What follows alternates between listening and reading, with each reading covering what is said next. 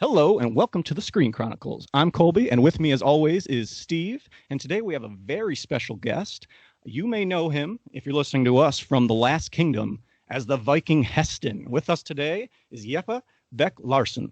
Hey. Thank you for coming on to the show. Hey, thanks for having me, bro. Yeah, thanks for being on. We're big fans of the show. You're one of our favorite Vikings. You have a big moment in season 3 we'll talk about later. That was one of our favorite Viking moments or Dane moments, however you want to say. But how are you doing today? I'm doing good. I mean, sun is shining. I'm inside because we're locked down, so it could be better, but we can't complain, right? Yeah. Are you in Norway now? Is that where you're Yeah, at? I'm in Oslo, yeah. So Okay.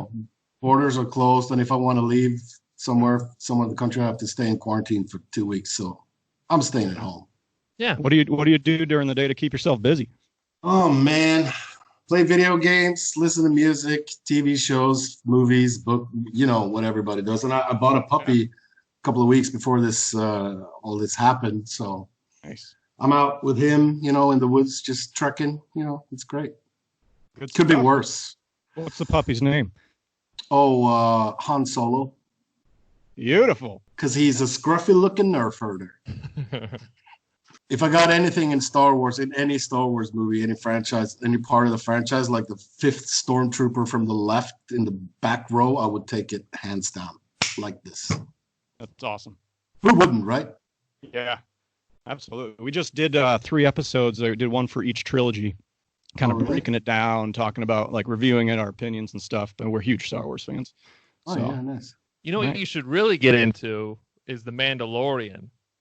I think you'd be a great one of the Mandalorians. Just saying. See, I haven't seen The Mandalorian yet because Disney Plus is not out in Norway yet. It's coming. Oh. It's coming in May, I think. And I don't wanna, be a hypocrite and download it from some torrent site. I could, but I don't want to. So I'm just gonna wait. So Okay. I'm trying to avoid spoilers. I know. Well, spoiler alert. I know there's like a baby Yoda, but I don't know if it's Yoda or if it's just another. I know nothing, but I'm really stoked to see it though. Well, And let's I talk wanna about be what in it. happens on it then. Yeah, tell me all about it, man. Yeah.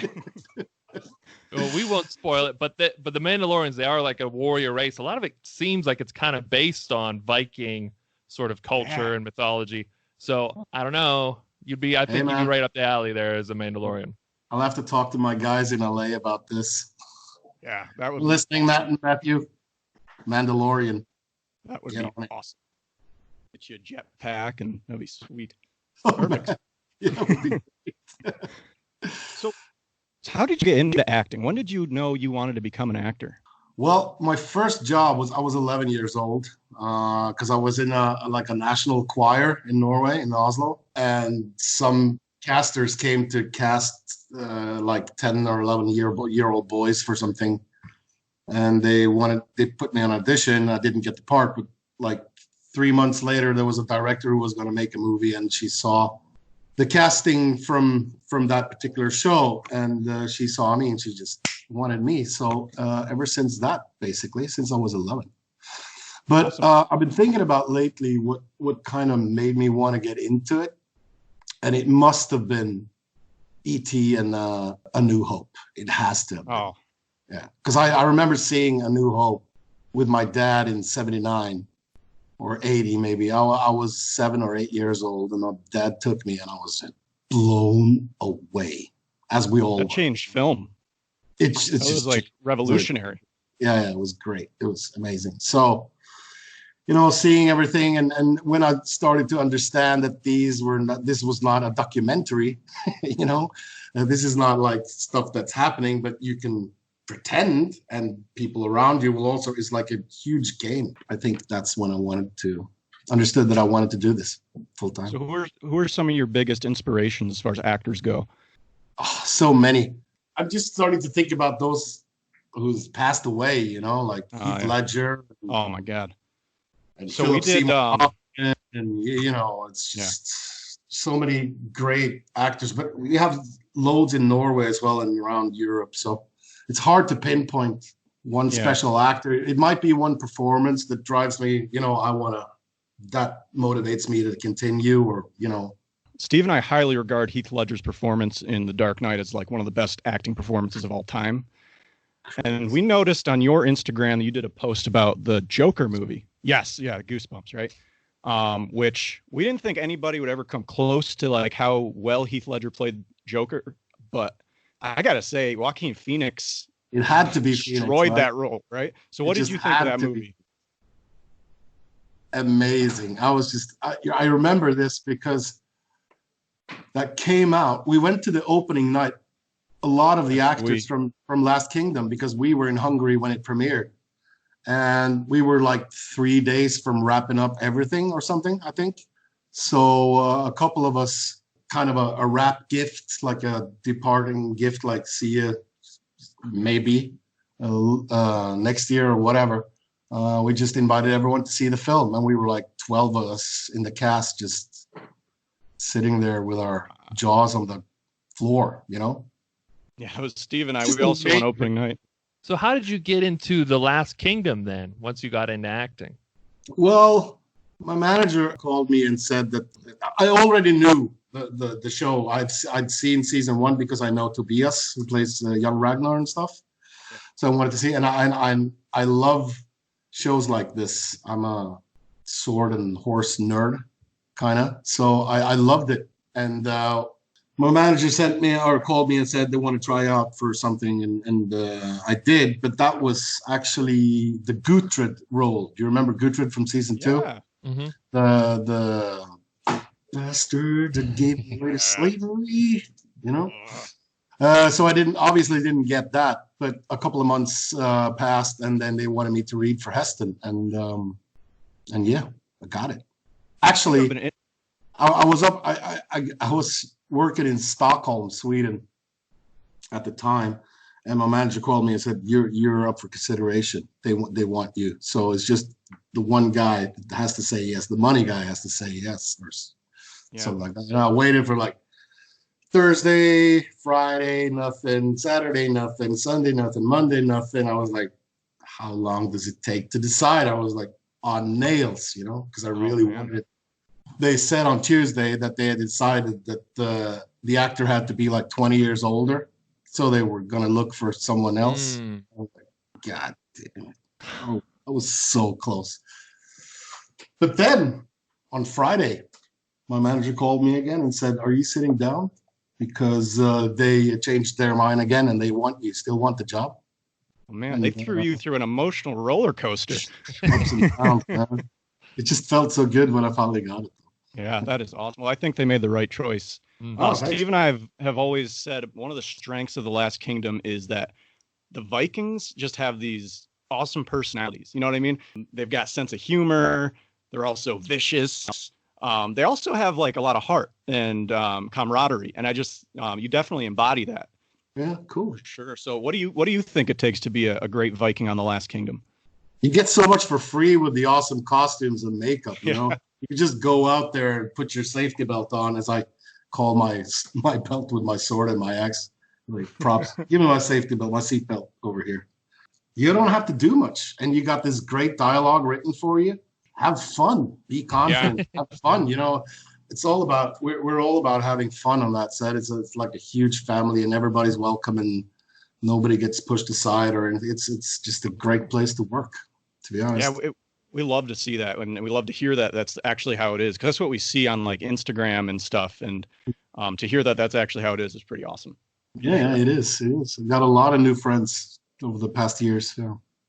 Yeah, you guys shoot in Budapest, correct? Mm-hmm. So you're there for how long a period of time are you in Budapest altogether? Oh, it depends. I mean, the whole production, we shoot for about 6 months, maybe a bit more. But, you know, we go back and forth. Of course, Alex stays there because he's in every day, Uhtred, you know? Right. But I go back and forth. Sometimes I stay there for 4 weeks, maybe 6 weeks. Sometimes I just fly down on a Sunday to sit on a horse and say, "Yes, Lord," on a Monday and go back on a Tuesday. You know, it's weird. But I think the longest trek I've been there was 7 weeks or something. Yeah, season 3. So as I understand it, you're also a stuntman? I used to could. Before I sat down and started eating. Yeah, I used to be a stuntman and a stunt coordinator on a not a big as big a scale as these guys are, of course. Okay. But a smaller scale. I choreograph a lot of fights. I have a teacher's degree in stage fighting and stuff. So, Wow. well, I haven't been. That's pretty awesome, though. Yeah, I mean, but that was because I was working in a Viking play just outside Oslo in '95, and there was this fight that I had to duel, and I just fell in love with the whole stage fight concept, and so that made me take more classes and workshops in Norway, Sweden, Estonia of all places, and stuff like that. And then I just went to stunt school in Sweden, and I was there for a month. And when I came home, we had some stuntmen in Norway, but nobody had like a formal education. So I kind of took it from there, and I worked for 12 years or something.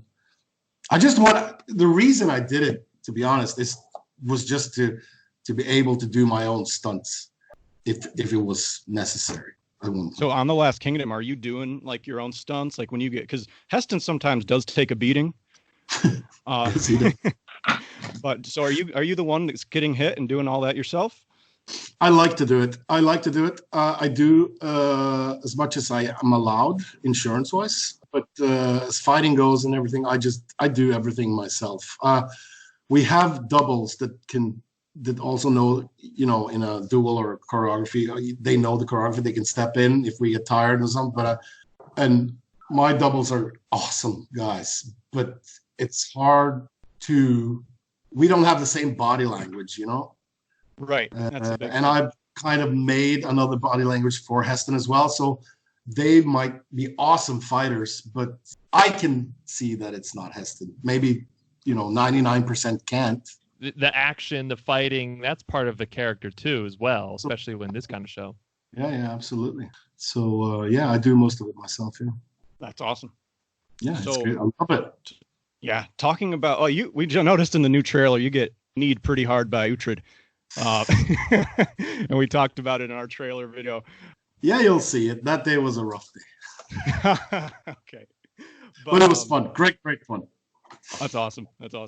So when you're you do some pretty cool fight scenes, some cool battle scenes. How do you prepare for those battle scenes for The Last Kingdom? Oh, well, we get in advance stunt coordinator Levente Lejac and his team. They choreograph according to the script, because mostly it's already written what's going to happen and how the outcome is going to be, and if there are certain beats here and there where might be dialogue and stuff. So they choreograph it, and we come in and we learn it. It depends on how busy things are at the moment. If there's like a huge battle going on at the same time, we don't get as much time to prepare. But all of us has been fighting now for many years, and we take it really easy.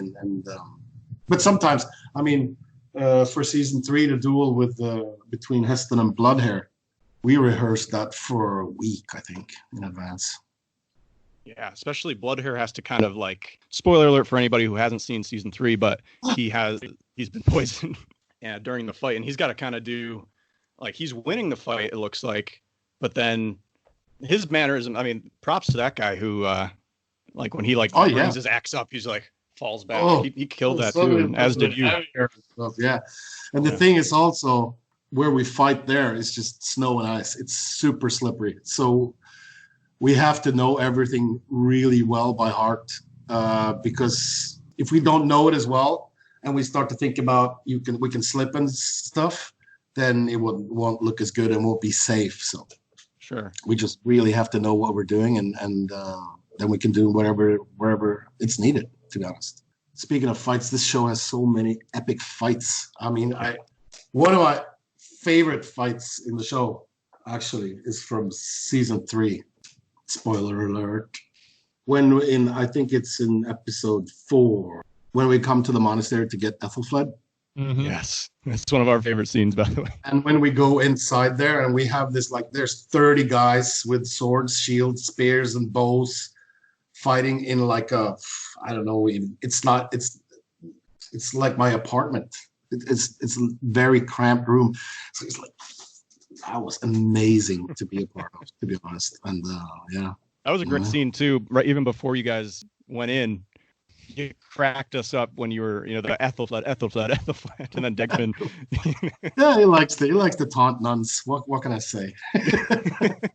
Degman, I notice, has like a very a strong impulse to throw a spear. He just like spears, man. I have to, stay. Degman, stay, easy. I think that's one of my lines. Easy, Degman, easy. Yeah, it's one of our favorite Viking scenes that we were saying before. One of our other favorites was like season 1, where Ubba and Guthrum, they're talking at one priest and the story with the arrows and everything. Yeah, I love that. Then we had a couple with Siegfried and Eric in season 2, and then I think our first one that we really liked in season 3 was the Ethelfled scene, where you've said Ethelfled like 1,000 times already. And the nun asks you one more time. What do you want? What do you want? Do you want me to write it Morse code, or I could just go in and get her myself if that's what you want? Yeah, I mean, yeah. It was a good day. That was a fun day, or 2 days, I think. Yeah. Is it hard when you're doing a funny scene like that to keep a straight face or anything? Because it is funny. It's super hard. Oh yeah, because I mean, especially working with Simon, who plays Dagfinn, he's just an amazing guy, and he's so funny, and we love to have fun on set. So I think that day, was that the day? Yeah, just before we started shooting, we were just fooling around. No, not fooling around, joking around. We made up a song with all the characters, and it was just So it was I don't even remember it, but it was fun. It was a fun day, really good. So walk us through what a normal day for Heston is like on set. Ooh, well, it depends on the day, sure. But basically, I get picked up where I live. There's a drive about 1 hour 15 minutes to set. I go there.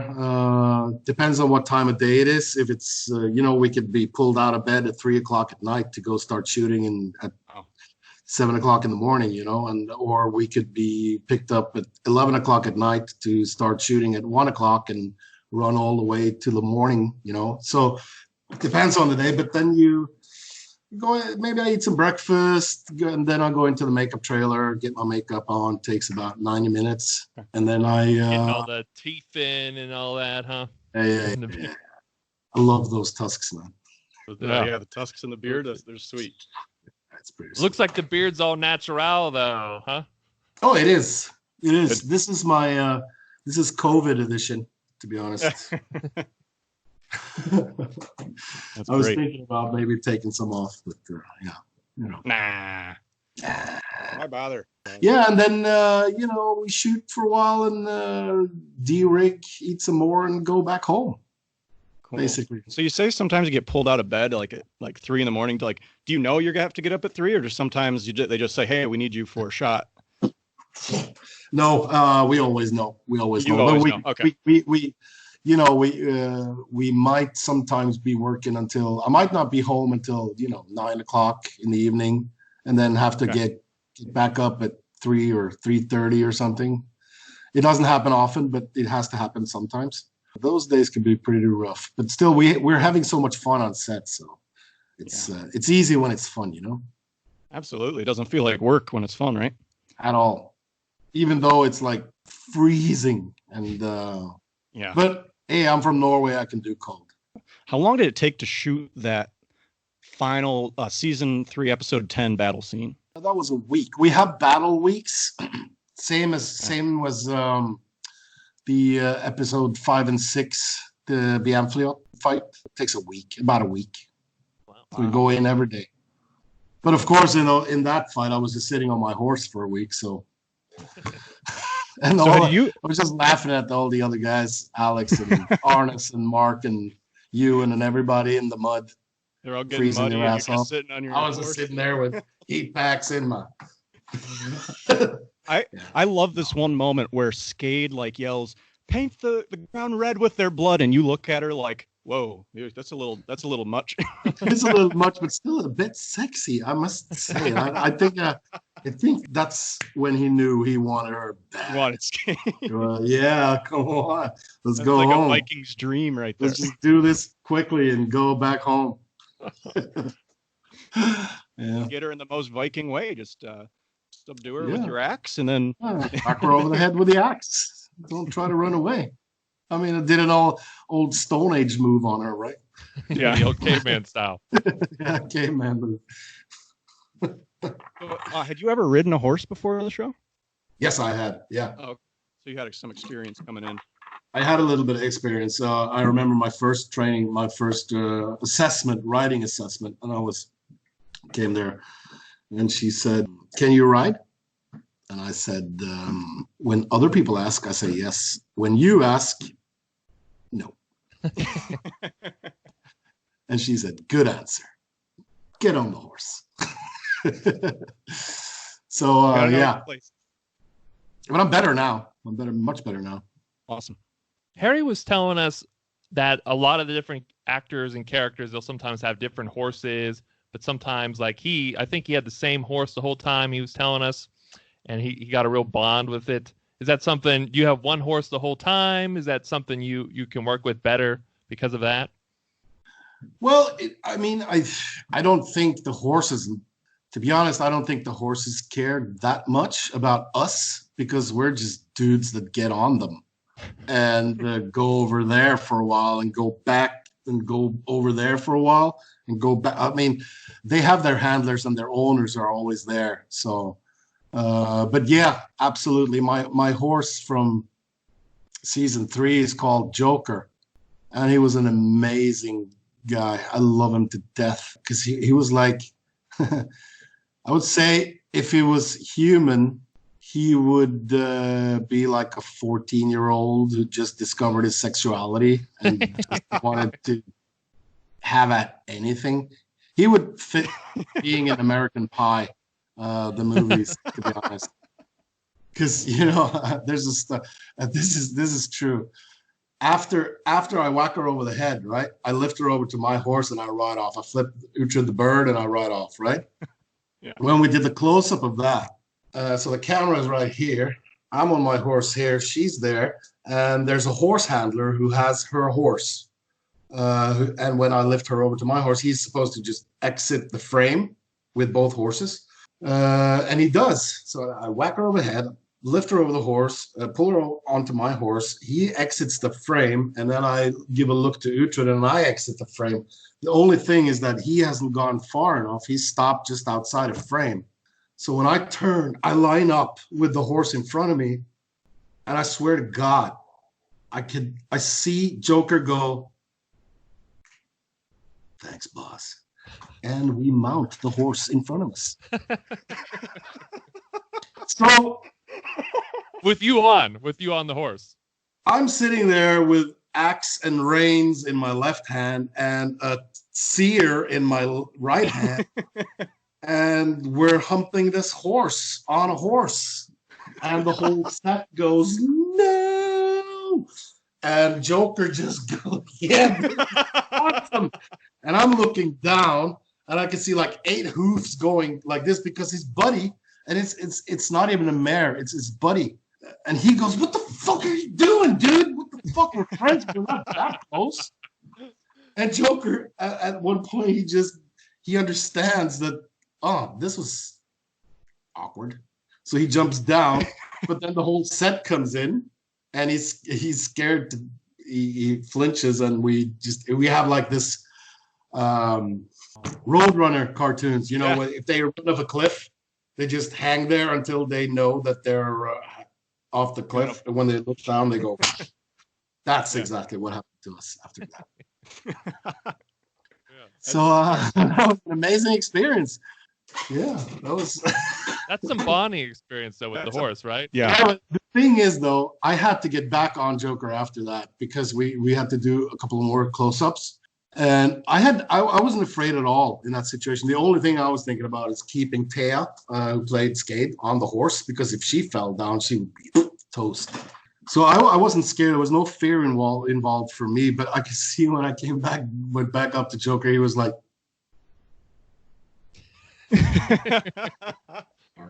sorry. He was so ashamed. I went up to him and was like, hey, dude, it's no problem. I know how it is. I've been 14. I've been a teenager. Just ask me first, bro. It's going to be cool. It's no problem. Hey, chill. It's going to be, let's do this again, but no humping this time, okay?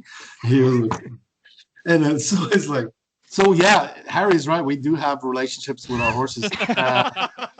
Harry's story was a little different. Yeah, a little different. I remember the first time I was riding Joker as well. I was in like this hall, and there was windows at the short end of the hall on the far end, and outside there were a couple of mares running around in like an enclosure. And every time we passed the window, it was like, and his owner. That was the first time I met Joker, and his owner just walking beside me, and he looked up at me like, yeah, that's super reassuring, man. My horse is bonkers. But, I love that horse to death. I love it. I love him to death. He's a great, great horse. You have the same horse in the second season, I had the same horse that Magnus Knut had in season 3, and that's a lazy bum called Satan. So lazy, Satan, yeah.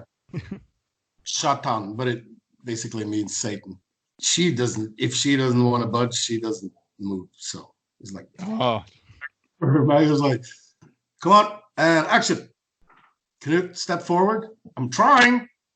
And he was like, come on, let's and you could hear from him like, kick it. I am kicking it. It's like he just doesn't want to move. And that was my horse for the first my second, it's season 2, my first season. So I'm glad I got a little more lively one. Yeah, a little more lively. I love him to death. So speaking of Canoe, now I just saw a post on Instagram where somebody said who would win in a fight between Heston and Canoe. Canoe for sure. Oh, what?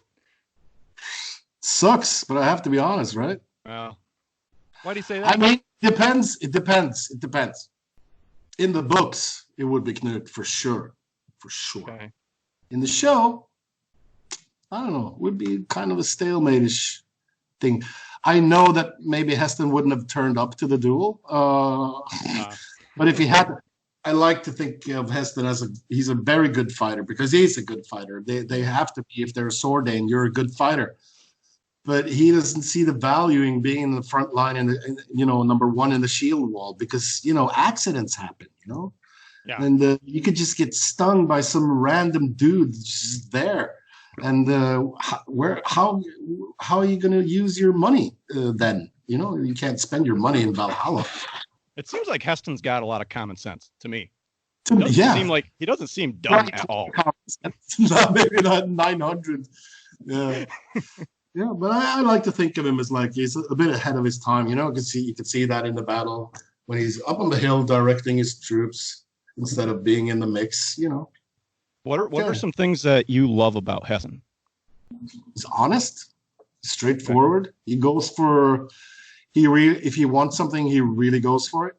There are more things that I don't like about him than I like about him, to be honest, because he's an asshole. I mean, he's like a narcissistic, murdering rapist, to be honest. But and he has humor. I like that he has humor. I think that's cool. But you have humor, but you're not like a joke. You know what I mean? Your character's not just there to be funny, but you can be funny. It's a cool aspect of Heston. Yeah, I like it. I love to play him. I mean, I really, really love to play Heston. And I think it's the first time that I've really played, a bad guy. Oh yeah, a bad guy. Because I've done a lot of comedy and stuff here in Norway. And I usually done mostly that. But it was really cool that the casters could see me as a potentially evil dude, which was awesome. Do you have any challenges when it comes to playing Heston? Well, mentally, I guess, because sometimes you just have to dig deep and find shit you don't necessarily want to be within you, you know? Like when I go in season 2, when I go down into the dungeon to rape Ethelfled, Right. I don't want to rape anyone. To be honest, I do not want to rape anyone. That's good to hear. That's good to hear. More than I don't want to get raped myself, actually, to be honest. So I had to dig deep and try to find that will to want to rape someone, you know? That can be scary sometimes. But then again, interesting. Yeah. It's really what I really found out back then was that, hey, I'm a nice guy, I think, because I had to dig so deep. So mentally, it's could be challenging. But well, on the day, I'm some actors they take the work home or feel that they have to. I leave Heston there. I put him on and undress him when I go home. Interesting. I have to, you know. Yeah. Some actors, I guess. Yeah, I have to be me. Yeah, I guess some actors, that's the way they roll, is they have to be that person like all the time. Yeah, and cool. I mean, if that's one method, but hey, man, go for it. I think that's awesome that you're able to turn it off and turn it back on when you need to. That's but for me, for my sanity's sake, I have to kind of. Yeah. You know? I guess it can be kind of cathartic, though, right? Getting that negativity out, though, so you can come home and you can be nice to your Han Solo dog, you know. And... Yeah, absolutely. I mean, I kind of sometimes compare it to, because I'm a season ticket holder at a soccer team here in Oslo, which I've been season ticket holder for many, many years, and I like to see. I go to every home game and some away games. And I like to see that as an event, because I'm standing there, I'm shouting, I'm singing, I'm with the singing crowd, so I'm in the mix, and I see it as a a place to vent, after a long hard week maybe, or you're angry with someone else and you can just take it out on the ref or whatever, because he's paid to take it. So,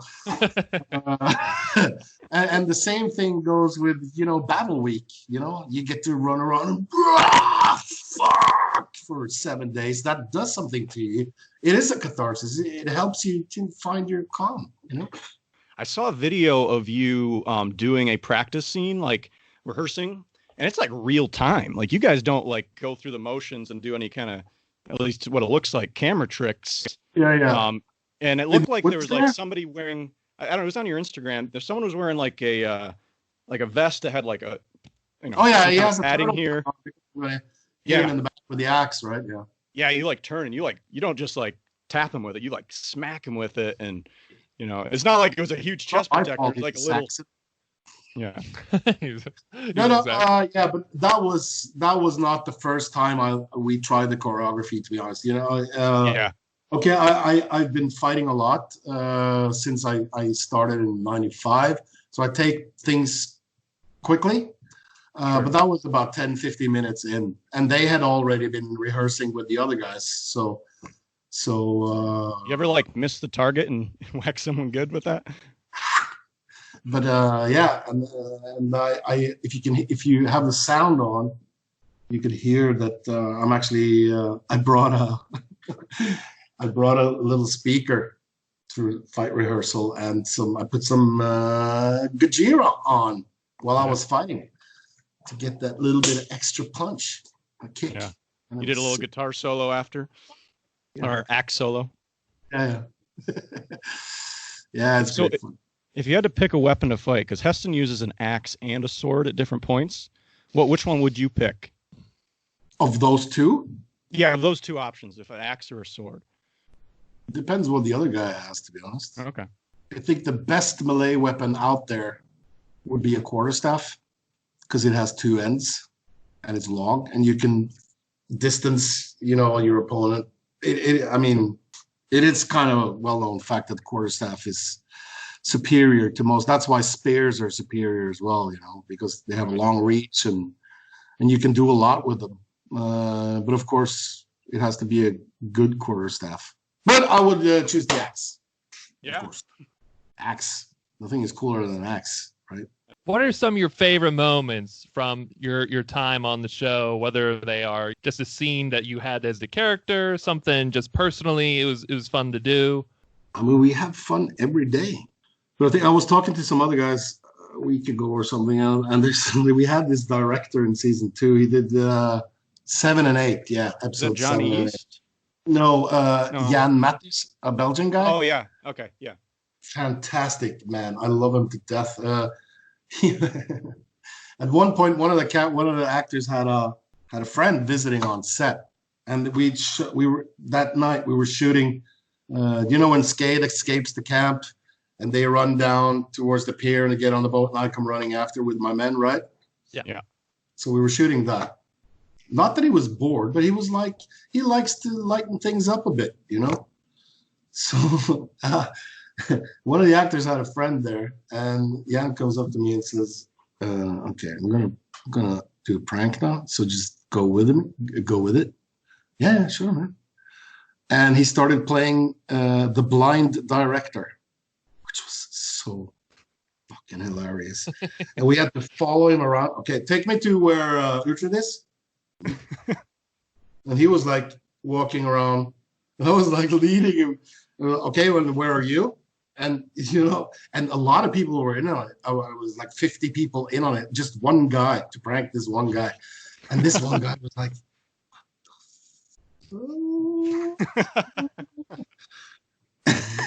and it went on for 5 or 10 minutes or something. And so I think it ended with, I asked Jan, "So what should my eyeline be?" And he said, "Oh, I don't believe in eyelines."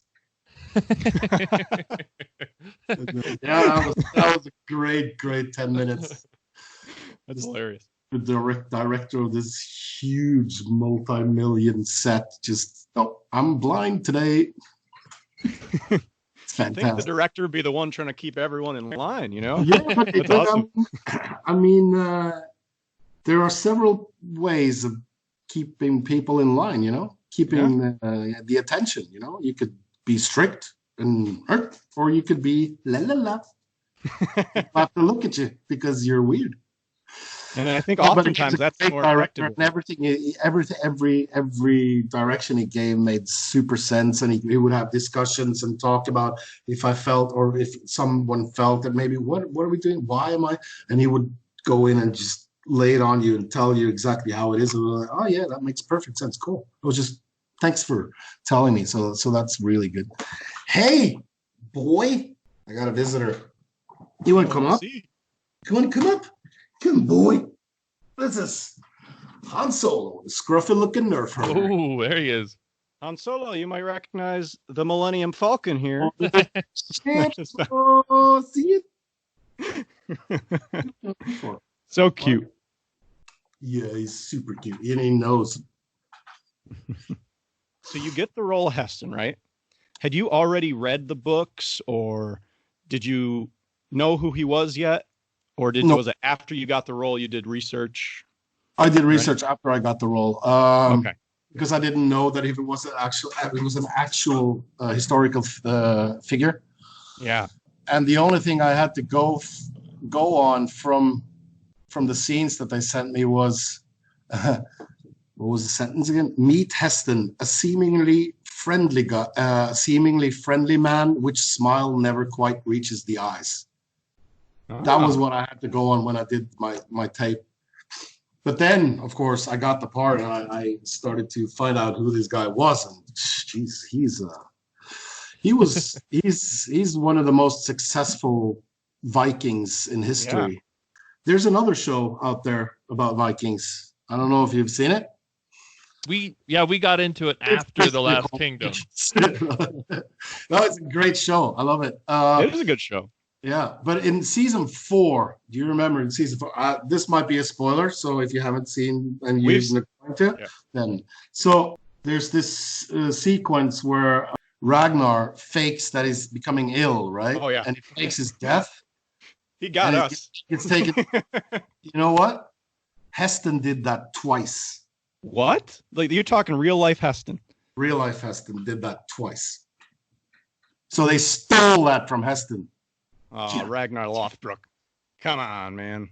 Twice. He faked his death. They brought him in, and he just jumped out of the casket and killed everyone.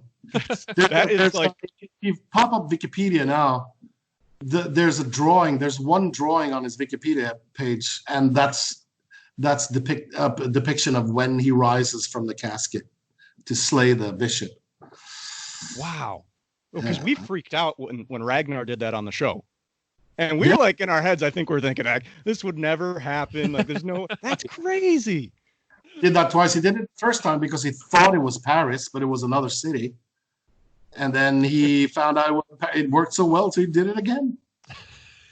That's awesome. Yeah. Awesome. So I learned a lot from that. It's a very good Wikipedia page about him. And then I listened to some podcasts with English history and stuff. Cool. And I read a lot about him. So he was a despicable guy. People hated him, or at least the monks hated him. Yeah, the monks didn't have very nice things to say about him. I saw one little passage that's just like this one monk wrote just a list of negative things. Yeah, I think that's the one. It's just, and that's basically that line was, or that sentence was basically where I drew everything from. Wow. So this is, I don't know, you could probably, this is when he rises from the casket in Luna in Italy.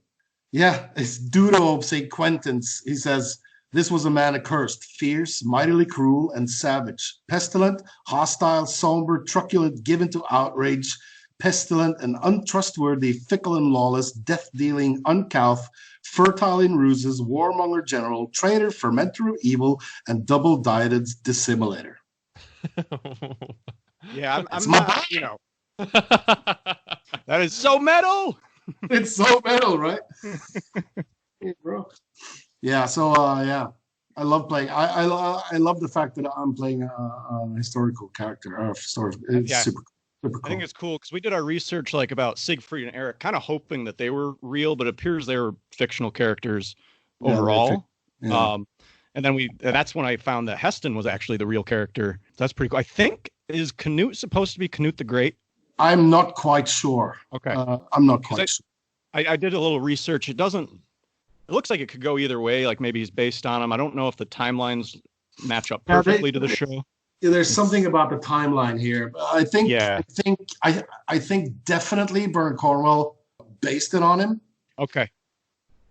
Definitely. I think he definitely did, but I don't know if it's actually him. But your question, so about the books, yeah, I read the first 2 books when I got the part. But then at one point, I didn't want to fall in love with something they did in the books and that we might not do in the show. Right. And have this conflicting thing about that. So I didn't want to know anything, to be honest. This is based on the books, right? Yes. Right. So, yeah. But it's not word for word the books. It's not like word for word, and we do some, we take, slight detours here or shortcuts here, or we branch out his story there, that's more interesting maybe on TV than in a book. And a lot of stuff you can't do that are in the books because it's too costly maybe, or... But yeah, I read the first 2 books and I love them. Yeah. I'm going to read all of them at one point. Yeah, I think we're waiting to read all of them once The Last Kingdom's done. Like, we're going to read up to where it is now. We just are super afraid to see spoilers right now, obviously. We don't want anything to ruin the show for us. Yeah. I must say, I absolutely love being on the show. I'm a fanboy of the show myself, and I have this thing. I get all the scripts. I get everybody gets all the episodes, right? And I tend to go, me, okay, me, okay, me. And I read all my stuff, and I try to, because I don't want any spoilers. It's partly because I don't want any spoilers, because I love the show. Yeah. And also because I don't want to act upon something that Heston's not supposed to know. Yeah. That's a good point. I might, if I know something, a piece of information that he's supposed not to know, but then I might, direct myself in this, I don't want to do that. So interesting. So I'm as stoked as everyone, because I haven't seen anything apart from my own ADR sessions and what I've done, and I'm really, really excited about seeing what everyone else has been doing. How has filming season 4 compared to the last 2 seasons? You know, without any spoilers or anything, like the experience you had. Well, it was warmer. Well, that's good. Yeah, it is good if you can put on a t-shirt and a pair of shorts, but when you wear like 4 layers of leather and wool, you lose a couple of kilos. I remember, you know, one of my first scenes in season 2 was when I'm chained on a stair, you know, and Yeah. I'm being like taunted like a lion in a cage or whatever. Yeah. And I remember that day was 40 degrees Celsius, and we were shooting that for about 6 hours, and I think I drank about 5 or 6 liters of. I know this is the metric system, right? So you have to like find something. Yeah. But 5 or 6 liters of water, and I didn't go to the toilet once. Wow. That's how hot it is. Dang. So, but yeah, it's we notice after Netflix came in that it's a little bit looser in terms of you know, goriness and maybe skin sometime a little bit more than BBC, although we don't go all the way like GOT did. We've talked about this many times. You know, it's really hard to follow a dialogue when there's 2 women in a 69 behind the guys that are talking. So yeah, but it is, right? Yeah. So I'm really happy that we don't go down that road, to be honest. Scope is a bit bigger. Epicness, bit bigger. Yeah. There's some insane. You can see clips of it in the trailer with the cavalry charge and that. It's And like I know ditch. you don't, and I'm so excited about seeing this. So, Kind of reminded us of some of the trap setting in the show Vikings a little bit that we saw. Some of that. So a little bit of the the Franker stuff. So yeah, that might be, yeah. I'm excited to see how that plays out for sure. It's gonna be great. Yeah. What other projects do you have then coming up, or do you have any? What else have you already done before the quarantine happened, or was in progress maybe that got shut down? Well, I was going to do a couple of things that got postponed and or shut down, and now it's very uncertain, to be honest. Nobody knows. I mean, there are no plays, no movies, no TV shows being made in Norway, maybe all over the world, maybe only in Belarus, maybe because he doesn't believe it. But yeah, I have no idea. And we were going to, I don't know. Yeah, I was going to do something else, but I don't know if it's going to happen now. Gotcha. Okay. And, you know, we all have to sit around and wait and see what happens, I guess. I know you're very skilled as far as fighting goes, stunts, acting, stunt coordinator, but one thing that you're also pretty skilled at that I found was singing. Oh, wow. So no. I found a video on YouTube that you may have been in a Norwegian adaptation of Moana. Is this true? Of what? Oh, well, yeah. I am. What's his face? Maui. Dwayne Johnson of Norway. You're like, yes, I was going to say that. You're the Norwegian Dwayne the Rock Johnson. Yeah. I dubbed this part in Moana. I did Maui in the Norwegian version. And a fun fact, this is so random. I went home and I did that, and I came back and I'm sitting. This was during season 2, and I'm sitting in the makeup trailer with Bjorn, who plays Siegfried, right? Okay. We're sitting there and we're just getting our faces put on, and you know, what did you do when you were out dubbing a cartoon or something? Yeah, I did too. Yeah, cool. Yeah, what did you do? Some Disney stuff. Oh, I did too. What'd you do? I did it as like a new thing, Vaiana, because we had to call it something else in Europe. Yeah, I did too. What'd you do? I did Maui. I did too. So Siegfried does the Swedish Maui, and Heston does the Norwegian Maui. So that is interesting. That's pretty cool. So I listened to it a couple times. You kill it, by the way. You kill the song. And Lin-Manuel Miranda, who wrote a lot of the music in Moana, the soundtrack, would be very proud. So, oh, cool. Thanks, man. Thank you so much. Thank you. You It was great fun. It was great fun, and it took. I was, of course, I was rehearsing at home before I did it, but it took us about 2 hours to do it, and then we met for the premiere in Norway. 2 Disney directors. They made like Bambi, Snow White, all the way up to Moana, right? So they came over and we had a dinner, and they were at the opening night, and they did a lecture or something. And I asked them, just out of curiosity, how long did the Rock use, taping that song? I think it was about 2 weeks.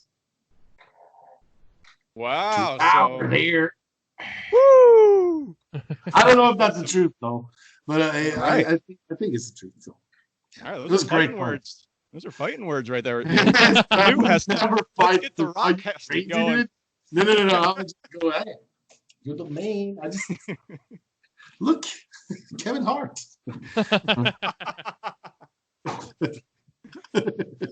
Or I mean, yeah. That's awesome. Yeah. Oh, that's great. That was great fun. Yeah. Yeah, it was pretty cool to see. So, I mean, there's probably like a ton of kids in Norway that just are singing that song that you sang. So it's pretty cool to think about. You have about 3 million plays on Spotify in that song or something like that. Man, that's cool. Awesome. So all my musician friends are like, fuck you. You just stepped right in there and I just took over the game. I was just game changing. yeah, I'm kind of mad at you right now too. Yeah, no. Yeah, I wish I had a penny for every play, though. Or that would have been something. That'd be cool. That was pretty cool to see. So, What other goals do you have then for your acting career or just life in general? What do you got? For now, I mean, career-wise, I just want to be an actor until I die. I just want to work with what I do, what I love to work with, as long as I can. Of course, there are actors I want to work with, or directors, or in franchises that would be fun to, pop in. But I don't want. There's nothing. I want to be in a Star Wars thing. I want to do it before I die. I'll be a runner. Hey, you need a coffee? I'll get it for you. Just to be honest, that would be amazing. well, they're going to be doing like a lot of Star Wars films. It seems like just to keep raking in the dough. So who knows, man? Fingers. I'm telling you, Mandalorian. Mandalorian. It would be a good fit, Mandalorian. I don't know what kind of films they're going to do. If they do a Knights of the Old Republic film, Oh, man. dude, you wielding a lightsaber, man, that would be sweet. Yeah, that actually, I think it was. We did some interviews after season 2. I think about just for behind the scenes, every actor did, and one of the questions was, if you could bring a fantasy weapon into this show, what would it be? I was like, lightsaber, hands down. Clean house. So Harry went with like a pocket catapult or something. I don't, which is also cool. But hey, lightsaber, absolutely. Lightsaber quarterstaff. You see Darth Maul? Oh man, he's wicked with that thing. That's why I'm saying quarterstaff, right? So you said you're a gamer, right? Yep. Did you play Jedi Fallen Order? We just did an episode on it. Yeah, what'd you think of that game? I love it. It was fun. It was fun. I mean, it's probably now the best Star Wars game out there, maybe. I still have a PlayStation 2. I still play Battlefront 2, which. Oh yeah, the old one. The old Battlefront 2, yeah. The good one. On Steam, I think. Yeah, I love the old Battlefront. I've been playing a lot of the new one as well after EA, got their shit straight. Yeah. But I could play that game over and over and over and over again and never get tired of it. I totally agree with you. I totally agree. Yeah, I liked it. Yeah, I did. I mean, did you find it difficult like we did? I mean, my first hour was like, I think I did like everyone does. When you land on the first planet, you go around and you go, "Ooh, what's that in there? I can't do anything." But I can but no, maybe later. Okay. And then, whoa, a cave. And then there's like this huge frog dude. Well, I'm going to get him. And he just handed my ass to me several times. I had to give up. But then, of course, 5 hours later. Are you a prequels, original trilogy, or sequel guy? Or do you just love them all equally?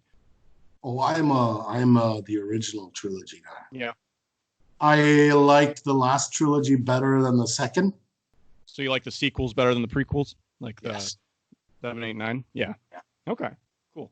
But I must say I'm a bit disappointed over the sequels.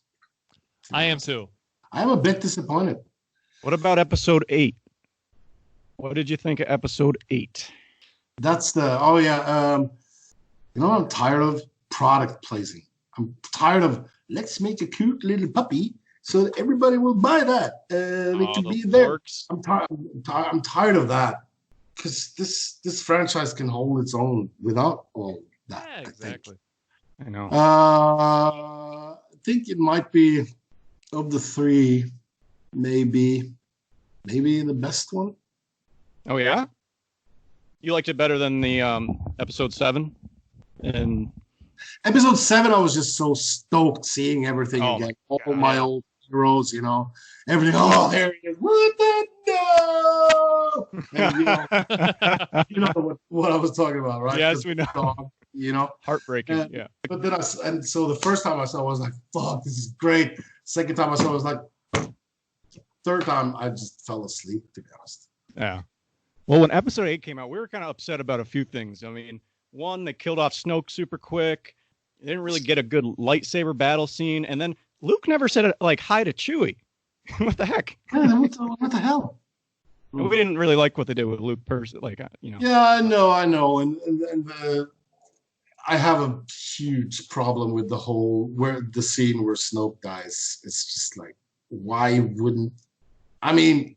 Darth can be like another system. There's a disturbance in the Force, Obi-Wan.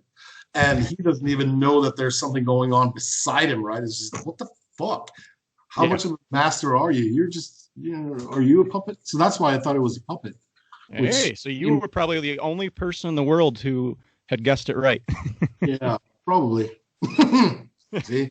But it was too easy. It was too easy to get rid of. So there had to be someone else, right? Or else, what would be the point? But I enjoy. Rogue One is good. Oh yeah, yes. They killed that. That's like the perfect puzzle piece, like into the. Yeah. They answered a bunch of questions. It was great. And I also love. I don't know that 100%, but I think it's just derived by the one line in A New Hope. A lot of Bothan spies died to give us this information, right? Yeah, absolutely. And I also love they all die. It's just you don't get that in movies, You don't. That's what makes it such a good movie. Yeah. Why does everything has to be like, a happy ending? It goes like, what? Why can't we sit there with fuck? And they go, fuck. Fuck, it was great. Fuck. Yeah. So that was really good, really surprising. But of course, it had to happen because it's the line from A New Hope, right? So yeah, it's cool. And I took a long while for me to watch Solo. Okay. Because he's my childhood hero. And I didn't want. It's the same thing as going, go to see Kiss now. It's not. Yeah. It's not the same as it was in the 80s, Right. So, but when I finally saw it, I actually quite loved it. We did too. Yeah. We were nervous about somebody else playing Han Solo, and me too. And we don't think he copied Harrison Ford. He did his own thing, but he still did it well. Yeah, but I think he has some Harrison nuances here and there that he has. Yeah. That's in the but that's not Harrison. That's the character, So yes, I quite liked it. Yeah, we did too. Great story, and I hope they continue that storyline because it looks like they're going to. So that'd be cool. Yeah. So but I really want to watch The Mandalorian. I'm just waiting for Disney Plus to We think you're going to love it. Yeah, I hope so. I think so too. So Make it so yeah, but right now I'm playing because I don't know. I'm a big medieval fan, so I've been playing. There's a game that came out 8 years ago or so called Mountain Blade, and someone made a. You haven't heard of it? No. And it's basically a medieval sandbox. You start as one dude with nothing, and you want to end up as the emperor. And there's a whole lot of different ways to go by doing it. And they've been working on number 2 for 8 years or something, and it finally came out to early access on Steam a week ago or something, 2 weeks ago. So I've been playing that. It's still super early access, but still satisfying to kill it, or super satisfying. Just awesome. I mean, it's really you get to be. You can have like 2,000 guys in a battle on screen at once, and you're in front line with your two-hander or your sword and board, or in the back with your bow, or on a horse with a lance or whatever, and you can just control your troops. And it's almost like the Total War series, only more hands-on, to be honest, because you control this one guy. Cool. So it's super fun. It's pretty daunting to be attacked by like 60 horses when you're standing on a hill shooting an arrow. They're more dangerous than me. So yeah. So, sure. Have you played God of War? My friend hates me for this. Uh-oh. I haven't played the last one. That's the best one. I know. The best one. I And know. you love it. I know. I haven't. I started it once. It was like, this is another like Dark Soulish game. I don't know, Yeah. because Dark Souls hates me, and I hate it. So everything that reminds me of Dark Souls is just fuck off. Well, doesn't Jedi Fallen Order, doesn't it get compared to like Dark Souls a lot though too? Yes, but it was Star Wars. No, there you go. Yeah, true. It's way better when it's Star Wars, right? I'll endure. No, I haven't played, but I have it here. I have it, a physical copy, and I will play it. I promise. I promise, You Lars. don't have to. Promise, Lars. Well, they dive into the Norse mythology quite a bit. It's pretty cool to see those stories. So, Yeah, actually, I will. It's Yeah. just stupid of me not to have done it yet, to be honest. well, Witcher I 3? think you'll. Witcher 3, I played that to death. Yeah, Sweet. I'm going through it a second time now. Oh, Did you watch? I watched. Yeah. What'd you think? Well, let me just say, they had me up until toss a coin. Then You they didn't like lost. it? No. Why not? Why do you like toss a coin to your Witcher? Why do you like it? Tell me. Have you heard? It was Have you heard the metal catchy. version? Yeah, I have. There's metal versions. Yeah, there are loads of versions. It just probably made it too mainstream for me or something. I don't know. There's a lot of cool stuff going on in there, and I love the mythology of it, and the lore. I haven't read any of the books, but I played all the games, and I really like it. And I mean, he does a decent Geralt, I think. Yeah, I thought you did pretty well. Yeah, absolutely. And Yennefer is good. So yeah, no, it was kind of. I watched all of it, and if I didn't like it, I would not have watched all of it, to be honest. True. I don't do that. What other interests do you have then? Watching what other shows are you really into, or movies? We know Star Wars is your big movie franchise. Yeah, and I love. There are loads of shows. I love Peaky Blinders. Have you seen that? My sister keeps telling me I've got to watch it. Yeah, you gotta watch it. It's great. Okay. I watched the first 5 episodes, and I think Steve and I were in school at the time, and it was like a finals week or something, and I just could not focus on them, so I stopped and I never went back to them. Yeah. You should get back to them. I mean, Okay. Season 2, I think Tom Hardy comes in and he does his best character ever. I think David Dawson's in it, isn't he? Yes, he is. Sweet. Yeah. Oh, Alfred's in it. Yeah. Alfred's in it. We get a little bit more Alfred. He's a bookkeeper or something, I think, as far as I remember. Cool. Well, I watched what everyone else has been watching, The Tiger King. Yeah, thoughts on that? Which I have so many thoughts. Did she do it? Is the question. That's everybody. That's the first thing everyone asks. Nobody asks if anything. There's so many questions. I am not gonna. It would be stranger to me if she hadn't done it than if she had done it. To be honest, that's what I think. But I don't know. I don't want to put blame. I wasn't there. I don't know them. Right. You And know, anytime anyone makes a documentary, they can really make it look. I think they have very, very crafty editors on that show. I've been seeing a lot of articles coming out about like what it was really like. Yeah. Yeah. So I don't know if they left stuff out or whatever, but probably left. I mean, it's storytelling, right? You have to keep it interesting, and if you want it to be, yeah. So it's storytelling, just the same as fiction. Yeah. But you got a stranger than fiction there, which is super weird. And I remember, I had a Skype party with a lot of my friends. We were like 6 guys or something talking. We started talking about it, and they were like, "Who do you think?" And what I'm really baffled by is that nobody's mentioning the fucking cats. Yeah, they're the one that suffers in this. The lions and tigers that are caged up. Nobody thinks about them. Everybody thinks about Joe Exotic and his weird, or Carol Baskin, or what what was his face? The guy who came from Jeff Lowe. Yeah. This guy. Yeah. Poor cats. The Scarface guy. There's like 1,000. Like that? Oh my god. There's like 1,000 tigers like in captivity in the U.S. Like. Yeah, I mean,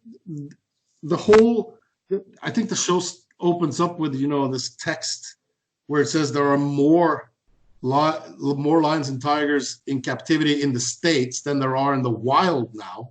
That is so which messed up. Crazy. So at some point, it's good that they're keeping, breeding them, but it's the way that they've been, they're caged up and stuff like that. And no wonder Baskin is a millionaire, because she doesn't pay anyone, no salaries for anyone. She doesn't breed them. She doesn't buy them. The only thing that she uses money on is food for the cats, I guess. They're all villains to me. Villains. They really are. There's nobody besides the people that work at the park. Yeah. Those workers, they seem like they really cared about the cats. We don't really get to see what they do day to day, but the main characters in that, like, there was not like a good person in that at all. I know. Crazy show. I didn't realize it's like a whole culture of like, if you own big cats. Like, you have to no idea. Like membership cards and stuff.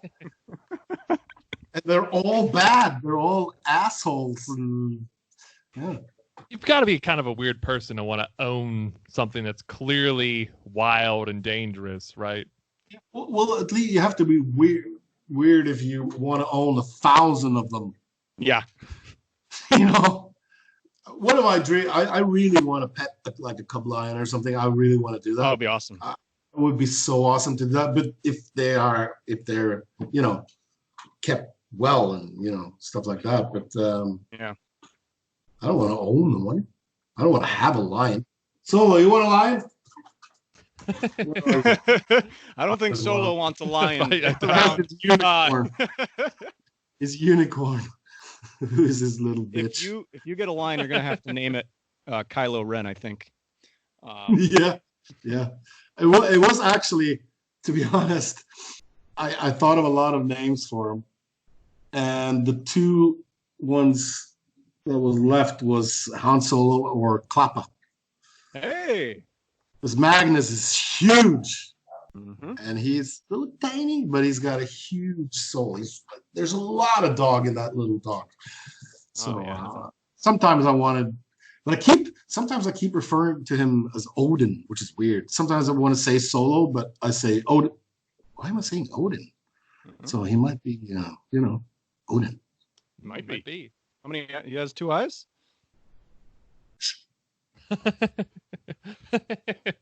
He's a dog person. He needs both. That's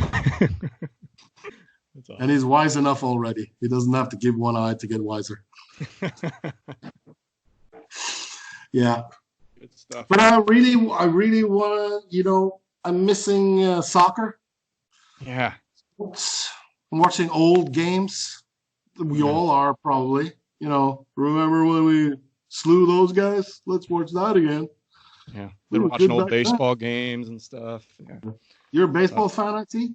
Yes. Is that hockey? And hockey, yes. Uh-huh. Yeah, those are my two. Steve's a big football guy. American football. Oh, nice. Are you? Who's your soccer team? Oh, in Norway, it's a team called Vålerenga. It's Oslo. It's the biggest club in Oslo. Okay. But in the world, it's Man United. Cool. Manchester United, the Red Devils. I don't know much about it, but I recognize Chester United, though. I know that name. Soccer's just not huge here. It's just not. But you're good at it. It should be bigger because your national teams, both the women and the men, they're great. Especially really the women. good. Especially the women. The women are just slamming everything. Just they wiped us off the floor, and we're good. I mean, our women are good. Yeah. But you guys are just better. So it should be bigger over there. Yeah. And it's a great sport. Do you go to hockey games ever over in Norway? Oh, Vålerenga has a hockey team as well.